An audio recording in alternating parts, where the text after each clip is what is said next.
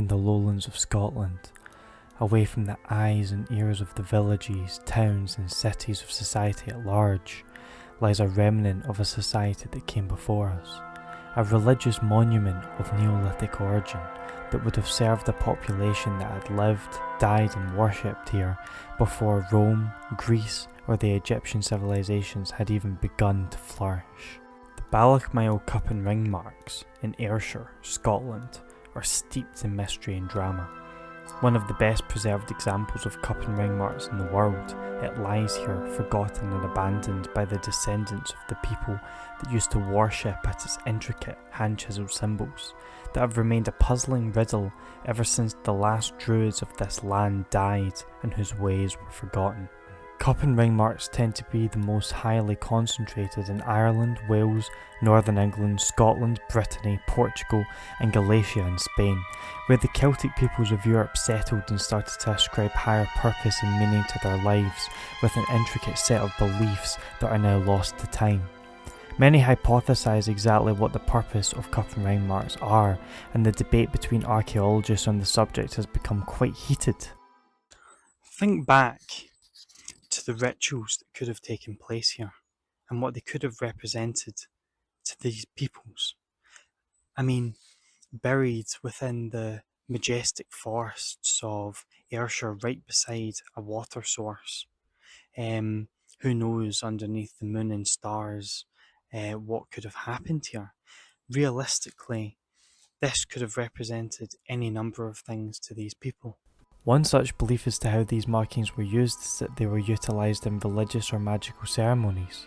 It has been proposed by, for example, Ronald W.B. Morris that the carvings may variously symbolise the breasts of the mother goddess, the sun god of the solar cults, or that they were made and used by the druids in blood sacrifice ceremonies, particularly those that sport the commonly found radial grooves or gutters, presumably carved to channel blood away from the cup. However, considering our example at Ballochmyle was vertical, this last hypothesis must be completely incorrect. Others have theorised that they acted as some form of astrological timekeeper, keeping track of the sun, the moon and other celestial bodies. In this vein, it has also been speculated that they could have been used to mark the best time to plant crops to yield the best harvest. I personally think they could represent the symbolic infinite, or how one event can single a ripple that transcends the individual and starts to shape history and time. They do take the shape of a stone being thrown into still water, and, by extension, they also take the shape of the universe. Could this be exploring the as above so below principle of the complexities of human emotion and action microcosmically representing the universe's innate drama? One thing and one thing alone, however, unites these theories and forms the linchpin for the discussion that this video is really here to try and analyse. Neither me or any archaeologist truly knows. We can offer conjecture, we can give plausible or even captivating theories, but the true story of why these cup and ring marks served as such important markers in the civilizations that created them shall always remain a mystery, lost to the obscurity of time. There is one simple reason for this. The beliefs of this people ceased to be. The practices of this people that they thought would be passed down to their sons and daughters and grandsons and granddaughters was eradicated from the earth. People like to think of history as a linear progression. They, as the inheritors of civilizations that then have access to all the work, effort and toil offered by previous generations of either that civilization or a civilization they have superseded, and either choosing to build upon their philosophies or tear them down, do so thinking the morality and views of their current generation are the apex example of progress, that the current civilization they inhabit is the paragon of all that has come before them. But in order for things to progress, change needs to happen. Change can bring about progress for one ethnicity, ideology or religious belief, but it cannot be progress to all. The very essence of progress to one group will mean at the most basic level the regression of, or at the most extreme, the complete erasure or destruction of another, a complete reforming or decimation of a way of life that came before.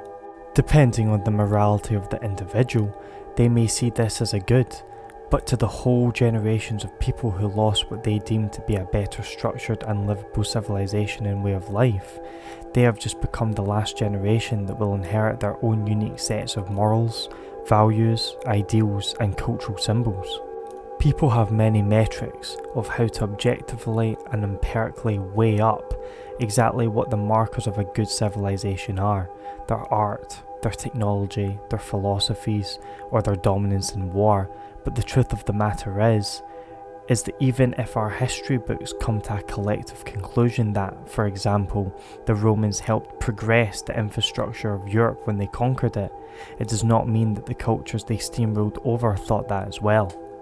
Let us look at some more examples of this. The fall of Babylon in 539 BC, when the Persian Empire conquered the Neo-Babylonian Empire, brought an end to the reign of the last native dynasty of Mesopotamia, and gave the Persians control over the rest of the Fertile Crescent.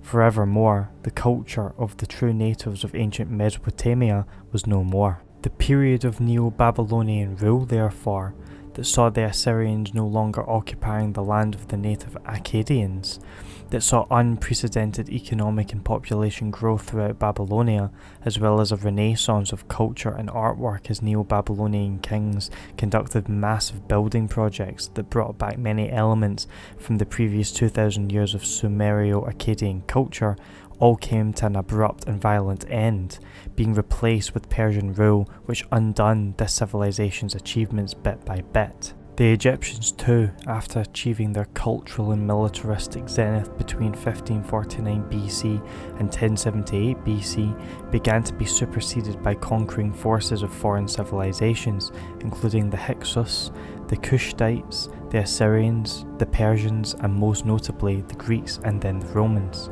In AD 642, the Arab conquest of Egypt brought an end to the region's millennium-long Greco-Roman period.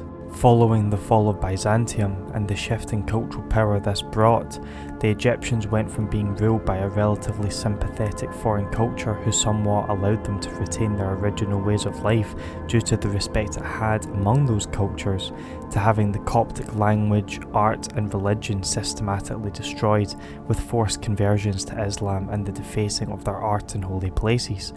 Their religion, itself a foreign influence, Christianity, methodically purged out the population. Rome and its pantheon of gods, whose deities governed different facets of society and made the empire strong, were slowly superseded by the one Christian god. This process began in AD 313, when Constantine the Great declared official toleration of Christianity.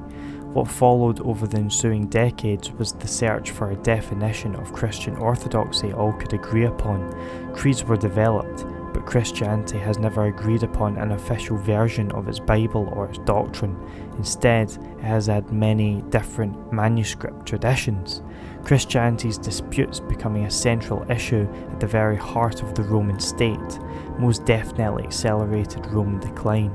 Official and private action was taken against people deemed heretics from the 4th century up to the modern era.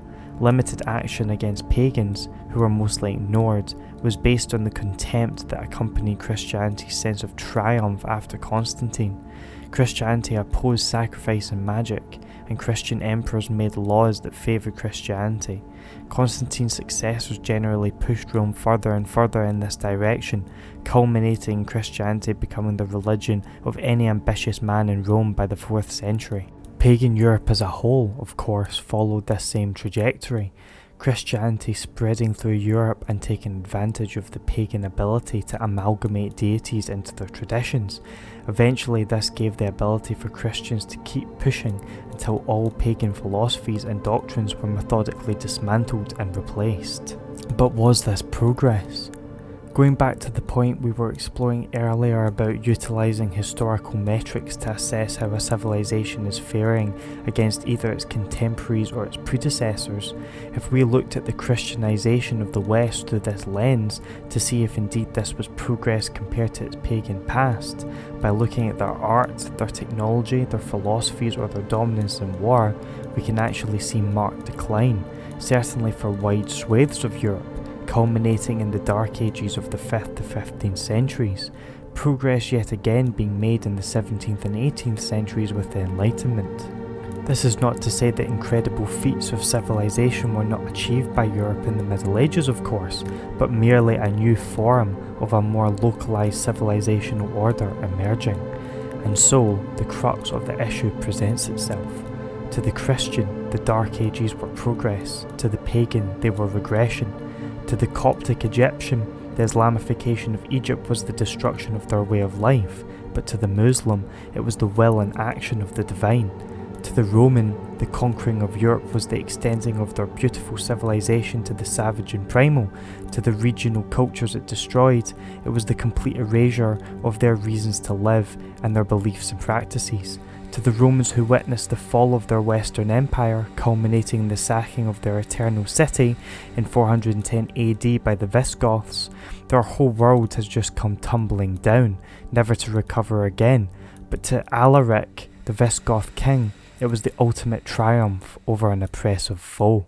This is not me trying to argue in any reductionist sense that due to all civilizational success being in the eye of the beholder, there is no point in having any pride in your culture's practices and achievements, but rather quite the opposite. The ways of life you currently have, the thoughts you think, the rights you enjoy, are not automatically codified into existence for the future generations to inherit. Your precise belief systems, your whole way of looking at the world, is a product of your society in the particular space and time it finds itself in. You and your unique way of looking at art, literature, religion, history and philosophy, the food you eat, the language you speak and form thoughts in your own head with, your whole conception of right and wrong, good and evil, is most likely going to end with you. Once you die, all these unique ways of seeing things will be gone with it. If you do not try and at least conserve these things you see as good, worth living and dying for, that bring joy, meaning and purpose to your life, that you see as enriching to your society, these things will slowly fade with time, and the inheritors of your country, culture, civilization, or even close family might find themselves in a world where they no longer have that joy, that happiness and that reason to live. Sure, they may not understand what it is to live in a free society, or a society with vision and purpose, or a culture that enriches their lives. That concept, far into the future, may be lost to them. But that isn't an excuse to not try and protect what you want them to have. If you don't conserve your way of life, it will die, and your beliefs will be nothing more than guesswork in a history book, lost to time, never to be enjoyed or felt deeply about again. And so, as you look upon this cairn now, this cairn that was built to be in alignment with the sun and the moon, that contained the remnants of a hero to a people whose beliefs have now vanished from the earth, think on this. If they had won the civilizational fight, we might know why they built this. We might know the name of who is buried here. We might even have been enriched ourselves with their beautiful way of looking at the world. But they didn't win. And so, we see a monument of a culture lost to time, robbed, defaced, forgotten. All we have, all you hold dear, one day could end up the same. Protect it while you still can.